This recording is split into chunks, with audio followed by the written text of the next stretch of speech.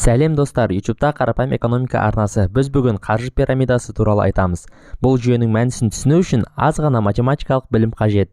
Сонымен мен 10 теңге ақша тапқым келді делік. Мен оны Талғаттан алайын. Ал Талғат Мараттан 20 теңге алсын. Ал Марат Сәкеннен 30 теңге. Солайша кейінгі адам алдыңғысынан 10 теңгеге көп. Яғни менің табысым 10 теңге. Талғат та, Марат та 10 теңгеден табыс тапты. Ешкім ұтылған жоқ сияқты. Алайда бұл жүйе шексіз болуы мүмкін емес.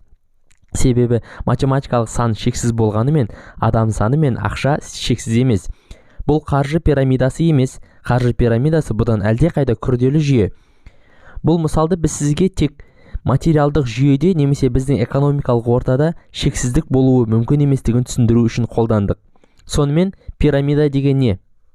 Пирамида бұл өте тұрақты геометриялық фигура. Адамзат бұл фигураны құрылыстап қолдануға құмар. Алайда қаржылық жүйеде пирамида соншалықты тұрақты емес. Қаржы пирамидасы бұл жаңа салымшыларды тарту арқылы өсетін, сол арқылы өз салымшыларына қаржысын өсіріп бере алатын жүйе. Алайда бұл жүйе ерте ме кеш пе әйтеуір құлайтыны анық. Себебі салымшылардың саны шексіз болуы мүмкін емес. Бұл күнде қаржы пирамидасын құрушы алаяқтар түрлі айла тәсіл қолданады. Әрине олар өз ісін қаржы пирамидасы деп атамайды. Ойын дейді немесе инвестиция деп түсіндіргісі келеді. Ел полициясы мен алаяқтар минерлар мен саперлар сияқты ешқайсысы жеңе алмай келеді. Ал зардап шегетін әрине аңғал халық. Сонымен қаржы пирамидасын қалай оңай анықтауға болады? Ең әуелі күдік тудыруға тиісті зат ол әрине жоғарғы пайызды әрі жылдам табыс. 30%-дан жоғары табыс табу бизнесте өте сирек кездеседі. Осыны ескерген жөн. Қаржы пирамидасы туралы білім болса, онда кез келген алаяқтық әрекетті тез анықтай аласыз. Экономистер қаржы пирамидаларын бірнеше түрге бөледі. Біріншісі бір деңгейлі қаржы пирамидасы немесе Понце пирамидасы деп атайды. Ең алғаш осы пирамиданы құрған италиялық алаяқ Понценің құрметіне. Понце пирамидасы өте қарапайым. Салымшы тек ақша салады, жаңа салымшылар тартпайды.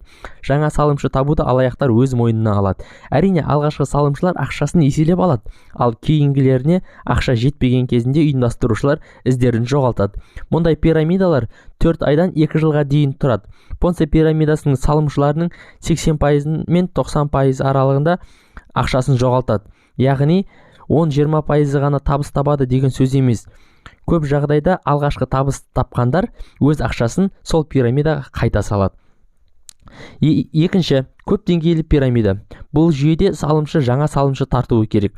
Ал ақша әр деңгей бойынша бөлінеді. Бұндай қаржы пирамидасы көбіне 1 жылдан ұзақ тұрмайды. Және сетевой маркетинг осындай жүйеде жұмыс жасайды. Сетевой маркетинг туралы бөлек видео болады. Уәде. Жіберіп алмау үшін арнаға тіркеліп қойыңыз. Үшінші, матрицалық пирамида. Бұл да көп деңгейлі пирамидаға ұқсайды, бірақ көбіне мұнда нақты тауар болады. Шәй, жастық немесе көрпе сияқты. Матрицалық пирамидада деңгей қойылмайды және әркім өзі әкелген салымшылардың салымынан қарай өсімпұл алады. Бұл жүйе ең ұзақ тұратын қаржы пирамидасы болып есептелінеді. Алайда бұл пирамидада құлайды, себебі қаржы пирамидасында шексіздік болуы мүмкін емес. Төртінші түрі интернет пирамидалары. Бұл пирамидалық жүйе пирамидалар көп адамнан бірақ аз ақша табу арқылы жұмыс жасайды және ақша аудару онлайн форматта жүреді. Ешкім бетпе-бет кездеспейді. Алайда ақша суммасы көбіне 15 000 теңгеден аспайды. Ең қызығы, тіпті адам өз ақшасын жоғалтқанын біле тұра 15 000 теңге үшін алаяқтармен соттасып уақыт жоғалтқысы келмейді. Үнсіз жабулы қазан жабулы күйінде қалады. Сонымен қаржы пирамидасына ақша салудың қаншалықты қауіпті екенін түсіндік. Ал егер сіз ендігі қаржы пирамидасына ақша салып қойған болсаңыз, полицияға шағымданыңыз. Алаяқтарды ұсталар, ал сіздің қаржыңыздың қайтуы екіталай. Сонда да өзге адамдардың алдануының алдын аласыз. Дамыған Европа елдерінде егер азамат қаржы пирамидасына алданса, мемлекет белгілі бір деңгейде алданған азаматқа қаржысын өтеп береді. Және бұл көмек бір адам өмірінде бір-ақ рет алады. Екінші рет алдансаңыз, өз обалыңыз өзіңізге дейді. Меніңше әділ шешім.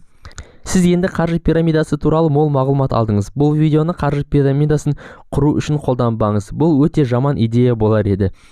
Бұл қарапайым экономика арнасы. Тіркеліңіз, лайк басыңыз. Арнамыздағы басқа да қызықты әрі экономикалық пайдалы видеоларды көріңіз. Аман сау болыңыз.